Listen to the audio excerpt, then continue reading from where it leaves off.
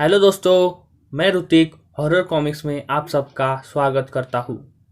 आज के हमारी वीडियो का नाम है 500 फंदे पार्ट 2। जिन्होंने हमारी पहली वीडियो रक्त पिपासु और मोतुड़ा नहीं देखी है उनके लिए लिंक नीचे डिस्क्रिप्शन में दे दी है, प्लीज़ जाके देखिए और हमारे चैनल को सब्सक्राइब करना मत भूलिए।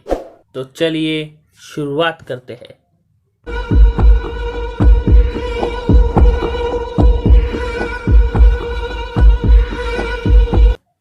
इधर मोतुड़ो के पास सिर्फ मौत थी जिसे वो जेकब और उसे के यात्री को दे रहे थे। तुमने अपने लिए मौत खुद चुनी है, त्याग किया है तुमने। लो, देवी का प्रसाद ग्रहण करो। इधर कालका की खोज युद्ध स्तर पर शुरू हो चुकी थी। उन्हें एक कबीला मिलता है, बकारू, जिसके घोड़े 500 से भी ज्यादा थे, बहुत ताकतवर थे। शायद वो लोग घोड़ों का बिजनेस करते थे और तलवार बनाने में भी वो माहिर थे, लेकिन कबीले की तलाशी में उन्हें कोई क्लू नहीं मिलता। जेम्स के हिसाब से डाकू उनसे घोड़े खरीदते होंगे। कबीले की संख्या भी लगभग 500 ही थी। जेम्स ने वहां एक खास बात नोटिस की थी, लेकिन वो उसे बाद में बताने वाला था। सरदार बकारू को मार्किंग के लिए राजी कर लिया जाता है। जंगली कबीलों में रहने वाले लोगों के लिए पहचान के तौर पर उन्हें एक जैसा निशान लगाया गया। उस रात डाकू ने कैंप पर जबरदस्त हमला किया। लगभग 300 अंग्रेज सिपाहियों को बेरहमी से मार डाला और कुछ सिपाहियों को देवी को बलि चढ़ाने के लिए उठाकर ले गया। जय महाशक्ति चौकड़ी देवी। इधर कैंप पर लौटने के बाद जेम्स फटारे का खून खोल उठा। जेम्स ने जो खास बात नोटिस की थी वो कि वहां स्त्रियां नहीं थी और कोई भी कबीला बिना स्त्रियों के नहीं हो सकता। इसका मतलब बकारू कबीला ही डाकू कालका का पूरा दल है। लेकिन जिन्होंने भी कालका को देखा है उनके अनुसार वो सभी डाकू शैतान के समान कुरूप व बदसूरत थे। तो क्या लूटपाट मचाने से पहले वो लोग मेकअप करते हैं?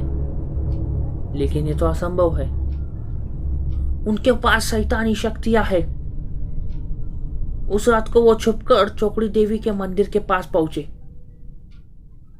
कबीले के सभी लोग वहां एकत्रित हो चुके थे। उन्होंने अपने दोनों हाथ चांद की ओर उठा लिए।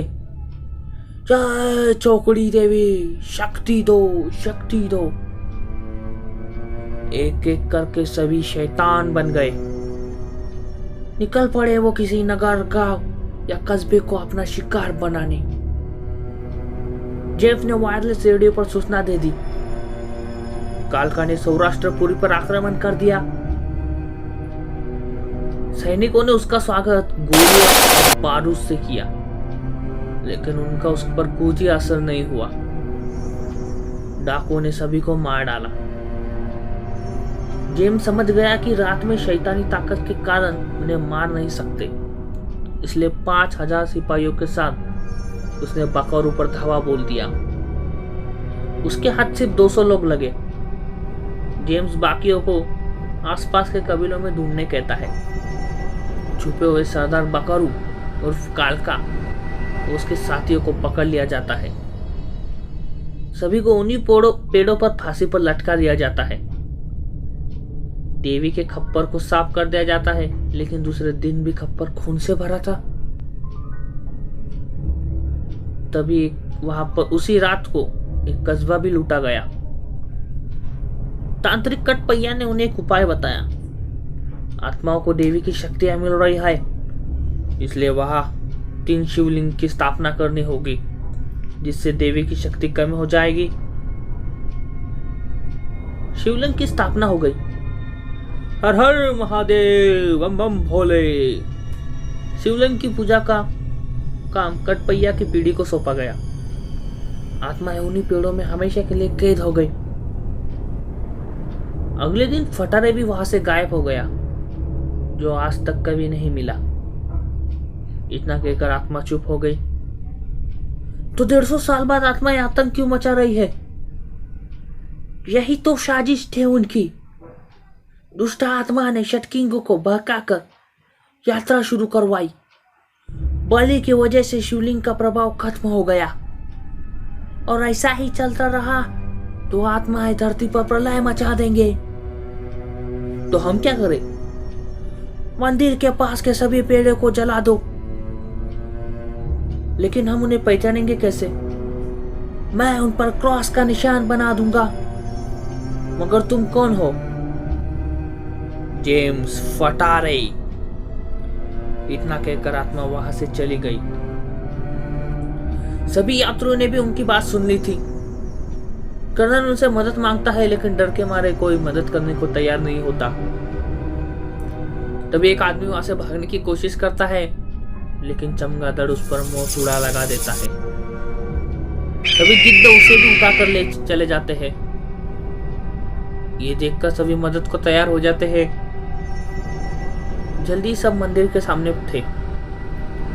कर्नल यात्रियों को भेद चढ़ाने कहकर टीम को उन पेड़ों को ढूंढने निकलता है। जल्दी उन्हें क्रॉस के निशान वाले पेड़ मिल जाते हैं लेकिन कर्नल पहले भेद चढ़ाने बोलता है ताकि मोतुड़े लगने से वो सुरक्षित हो जाए। वहां एक पक्षी एक पेड़ पे से निशान मिटा देता है। भेंट देने के बाद भी पेड़ों में आग लगा देते हैं। सारा जंगल मोतुड़ों की चीखों से गूंज उठता है। तभी मौत के दूतों ने उन सब पर हमला कर दिया।